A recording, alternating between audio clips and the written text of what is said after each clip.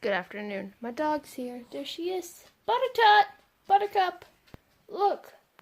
She's not paying attention. She's just looking at everything on the floor that she can find. But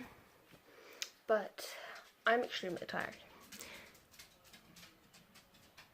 I mean, I haven't really done much today, but it was a rainy, nasty day, and I had to trudge through a lot of rain.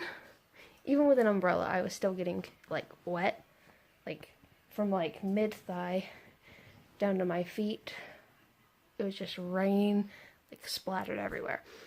And I felt really bad because I saw a bunch of people walking around in just, jackets, but not even, rain jackets, cotton, Walmart hoodies, and I was like, oh no, you're gonna be soaked for the rest of the day.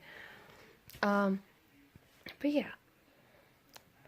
Other than that, it wasn't really anything important that happened today. But I'm gonna go, because I need to get ready for bed, and I'll see you guys tomorrow. Bye! Guys, good afternoon. It's time for the comment portion of the video. There isn't any comments, but I did see that I got some subscribers, so we're back up to 50 now.